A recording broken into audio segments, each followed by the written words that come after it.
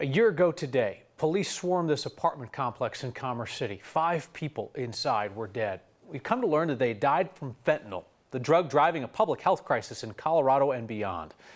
There were 2 survivors that day, a woman and a baby that was with the adults. The baby was not hurt.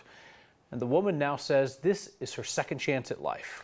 She is breaking her silence to tell us what happened on that night that changed everything, with hopes that no one experiences the pain and loss her family has endured. Here's 9 News reporter Darius Johnson and photojournalist Amy Hunter. Yes, this is 911. Okay, what is going on there?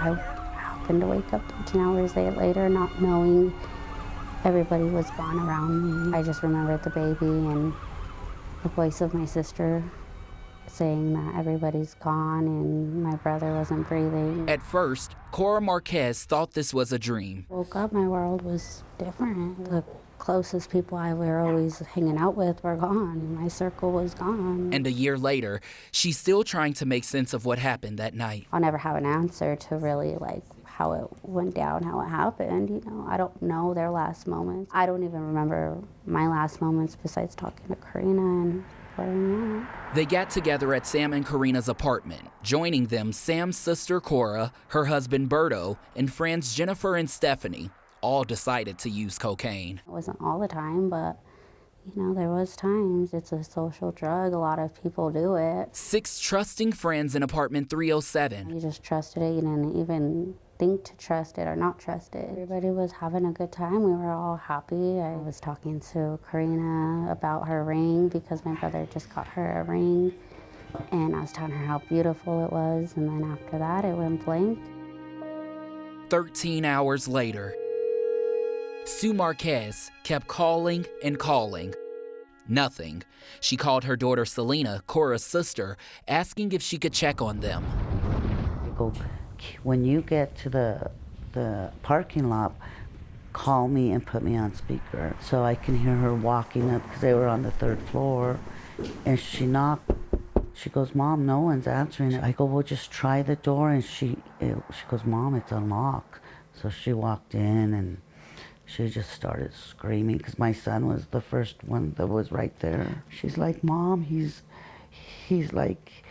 not breathing. He's like grayish color. Oh, my heart just dropped. And finally, I'm like, come on, just tell me they're all gone. And she said, yeah, and just hit the floor. It was my nightmare. Really big nightmare. A mother's nightmare. And I was very dizzy when I woke up, disorientated, and I got walked down the stairs. You know, the paramedics walked me down and took me in the ambulance. And on the way to the hospital, they told me everybody was gone, and I just broke down. She was still unaware of what happened.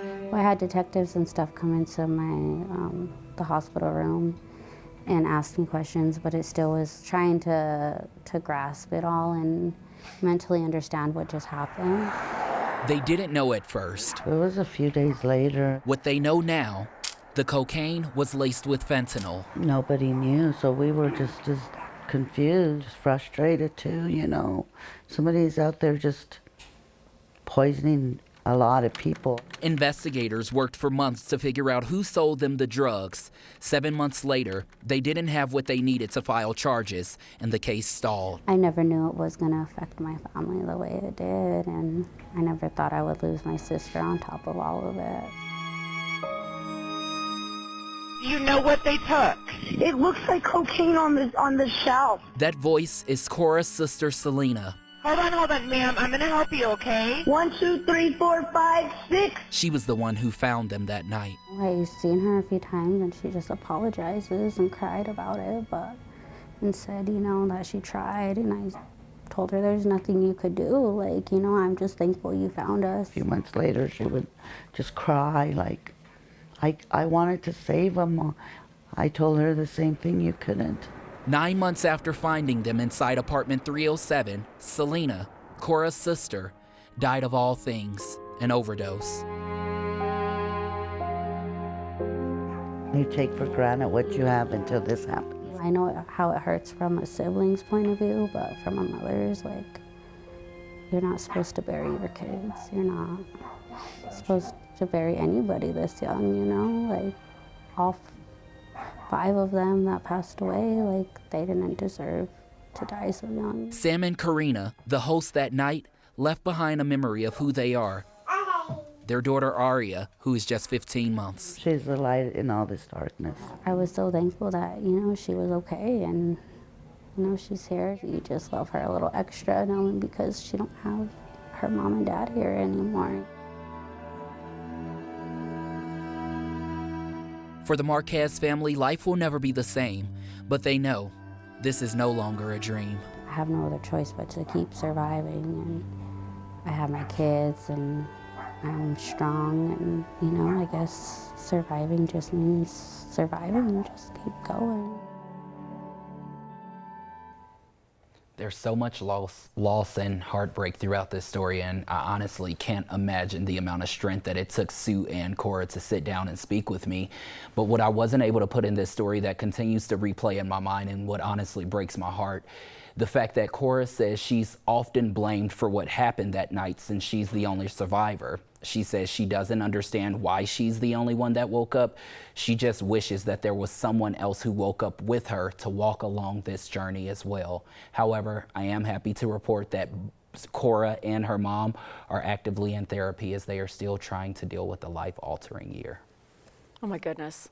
And they really became, in many cases, the face of this crisis, having to have their story right out there. And for Cora, like, many people are going to say, how did she survive? You know, the first thing that I remembered with this story was seeing how it was the biggest mass fentanyl casualty in the United States. And of course, after, this is a drug that's taking off, so it easily got buried after that. But you talk about Cora and how she survived. One thing they continuously say, it's like a chocolate chip cookie. Imagine if we have a cookie. If I split it and I give you half and I have the other half, I may have more chocolate chips than you, so I can die and you may not. Oh my. Given the proliferation of fentanyl in so many different street drugs, it's almost amazing this doesn't happen more often, because you know there are people out there using illegal recreational drugs, and fentanyl's all over the place. It's everywhere now, and that's the one thing all of these families continue to tell us. It's in everything. You can't escape it. You can't get away from it. They're encouraging everyone, carry Narcan, do what you have to do to stay protected. Darius, thank you. Thank you.